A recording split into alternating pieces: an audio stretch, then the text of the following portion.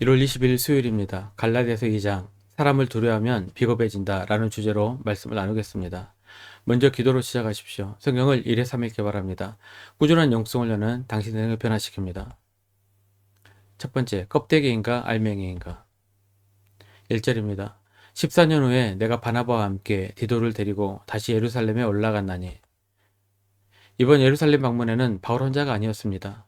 바나바라는 신실한 유대인 동료와 디도라는 헬라인, 즉 이방인 제자를 데리고 갑니다. 그런데 여기서 아주 묘한 긴장감이 흐릅니다.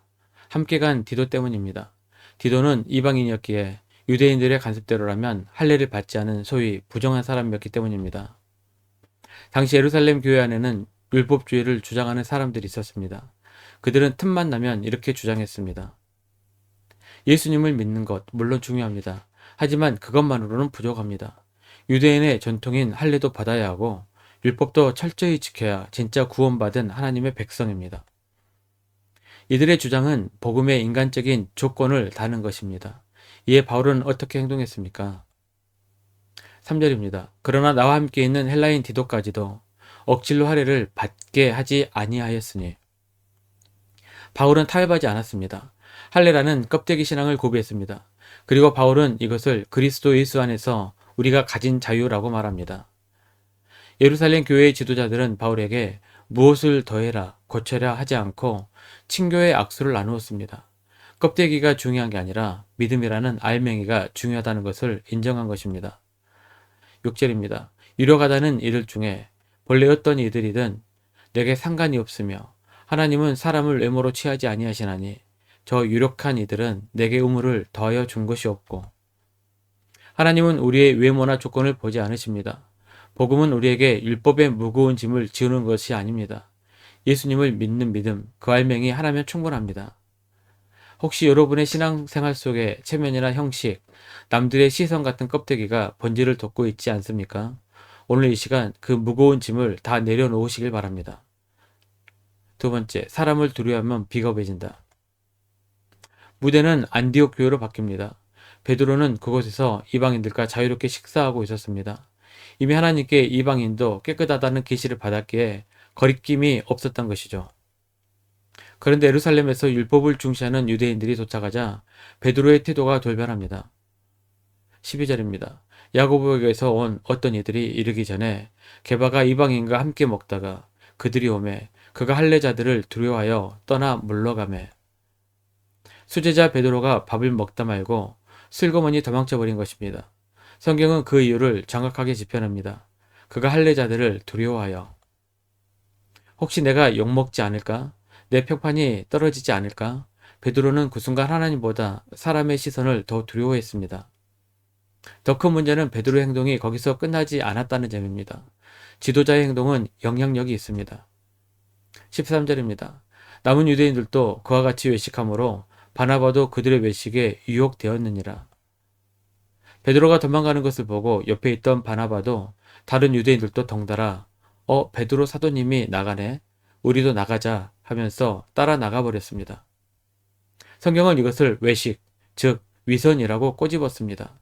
지도자 한 사람의 비겁함이 공동체 전체를 위선으로 몰아넣은 것입니다. 이때 바울이 등장합니다. 바울은 모든 사람 앞에서 공개적으로 베드로를 책망합니다. 14절입니다. 나는 그들이 복음의 진리를 따라 바르게 행하지 아니함을 보고 모든 자 앞에서 게바에게 이르되 내가 유대인으로서 이방인을 따르고 유대인답게 살지 아니하면서 어찌하여 억지로 이방인을 유대인답게 살게 하려느냐 하였더라. 바울의 이 외침은 이런 뜻입니다. 당신은 복음 안에서 자유롭게 살았으면서 왜 이제 와서 사람 눈치 보느라 이방인들에게 율법의 짐을 지우려고 합니까? 왜 복음의 진리를 따르지 않고 연기를 합니까? 세 번째, 내가 죽고 예수가 사는 삶. 16절 상반절입니다. 사람이 의롭게 되는 것은 율법의 행으로 말미암음이 아니요 오직 예수 그리스도를 믿음으로 말미암는 줄 알므로 우리도 그리스도 예수를 믿나니. 우리가 아무리 착하게 살려고 노력하고 율법을 지키려 애써도 우리는 여전히 죄인입니다. 율법은 우리가 죄인임을 깨닫게 해주지만 우리를 구원하지는 못합니다. 그래서 우리는 내 힘으로 의로워지려는 시도를 멈추고 율법에 대해 죽어야 합니다. 그리고 바울은 그 유명한 신앙 고백을 터뜨립니다. 한 글자 한 글자 마음속으로 깊이 새기며 들어보십시오. 20절입니다. 내가 그리스도와 함께 십자가에 못 박혔나니 그런즉 이제는 내가 사는 것이 아니요 오직 내 안에 그리스도께서 사시는 것이라.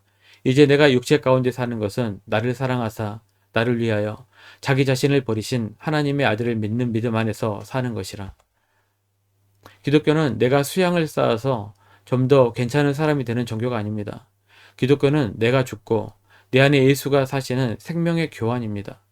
내 연약함은 주님께 드리고 주님의 강함을 내가 입는 것입니다.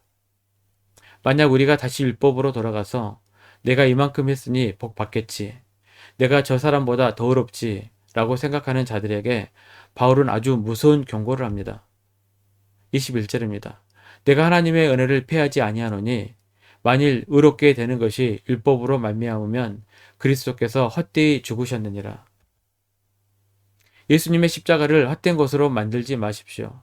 나의 잘남, 나의 노력은 십자가 앞에 다 배설물처럼 버리십시오.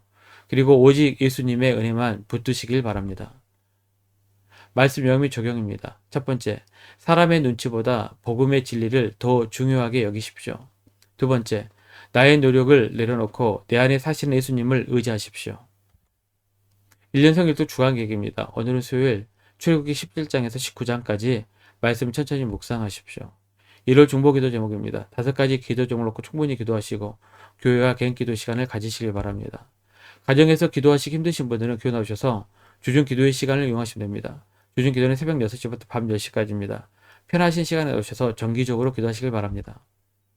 하루 30분씩 최선을 다하시기 바랍니다. 그러면 여러분의 삶이 변화될 것입니다. 영상을 다 보신 분들은 확인 문자를 보내시거나 유튜브에 댓글로 달아주시면 정기적인 영성 훈련에 도움이 될 것입니다. 오늘 하루도 승리하시기를 기도합니다.